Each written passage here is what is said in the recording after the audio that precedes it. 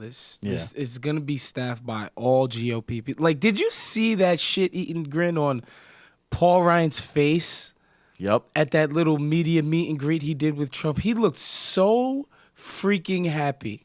He's got that little that Ugh. Herman Munster sociopath face, getting ready to torture poor children, which is his purpose of being in public life. And actually, let's play this clip real quick. Thank you, Waz. Let's get to that. Paul Ryan was on with Jake Tapper, and what's interesting about Obamacare, and Sam was breaking this down, the game plan with repealing Obamacare, because they're scared of they're going to want to time it so they don't get punished for repealing the popular parts of Obamacare. Because let's not forget, stay on your parents' plan until you're 26, pre-existing conditions, Medicaid expansion. These things are incredibly popular.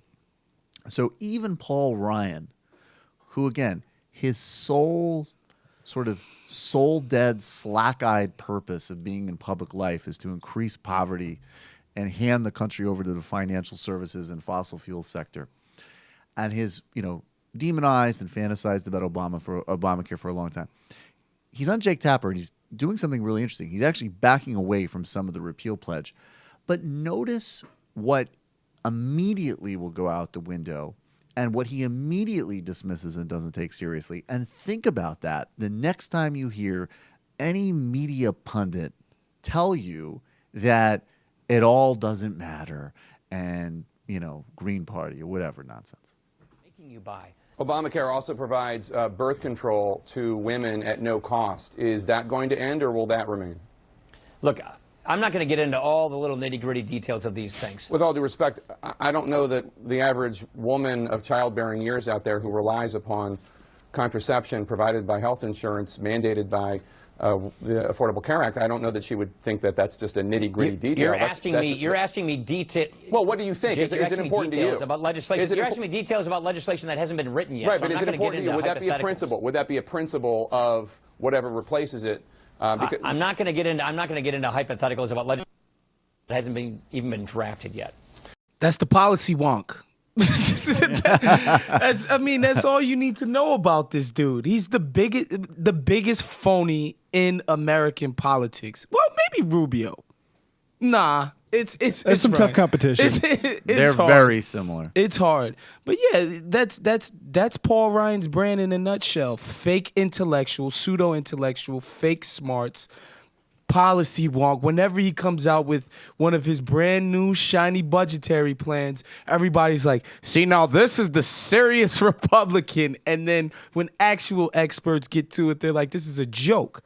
So I don't know. It's par for the course for this dude. He's a clown, man. But this is the other problem. This is the thing, though, that, again, when we the bar's so low for them. The bar is so low, and when we would have, I remember several years ago, again, Ezra Klein was somebody who, and I'm, whatever. I like some things Ezra Klein does. I don't really particularly have it in I don't for him. hate him as much as some people do. Yeah, I don't have it in for him, but I'm just saying he was a dude that wanted to sit down with Paul Ryan and talk about his budget, and that pseudo-centrist, center-left pathology of trying to find something on the other side that is not there and not recognizing that, like, look, of course it's pseudo-intellectualism, but it's also just a policy goal.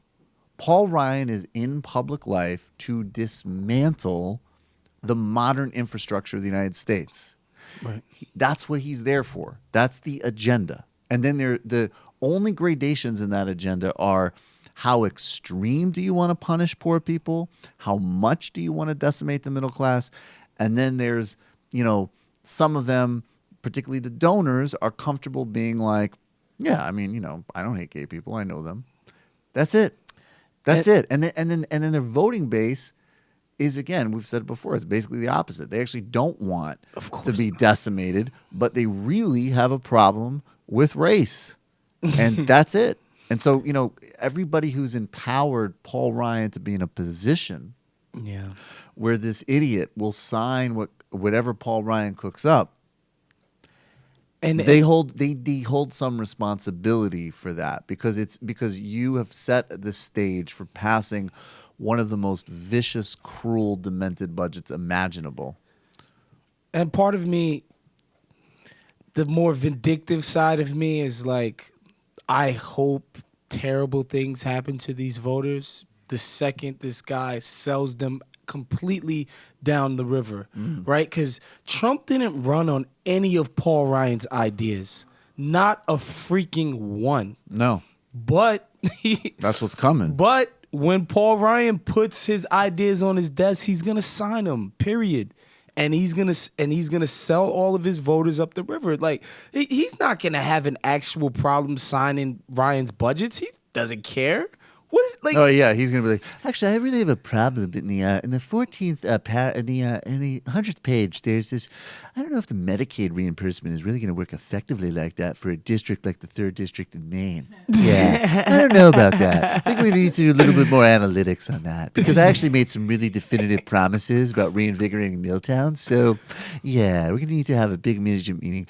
I'm gonna want every Nobel Prize-winning economist that specializes in healthcare outlay spending. Come to the White House. We're going to have about a 14-hour meeting on this. So everybody prepare to be late because this is going to be a really serious meeting. Pseudo-intellect. Policy wonk Trump is a fun one. Yeah, that's a fun exercise to think about. But yeah, man. Yeah. And you know, the only thing I've been thinking about this the whole weekend, I'm like, how long will it take for them to realize that they were freaking conned? Well, the ones... But again, or how long will they be willing to actually even admit to it but afterwards? even these policies are designed to not, because again, there's also an age gap here. So none of this stuff is going to kick in and hurt people who are presently on these programs or going to get them in the next couple of years. And that's the most beautiful part of the trick. It's like, so that's no. Anybody who's getting Medicare and Social Security benefits right now, that won't change. But, you know, we'll make Social Security, we'll make it 75 rather than 65. And, you know, we'll voucherize Medicare, you know, privatize Social Security while we're at it and have a fun time doing it. Hey, it's Sam Seder. Why don't you subscribe to this channel? You can do so right over here. Over. Subscribe.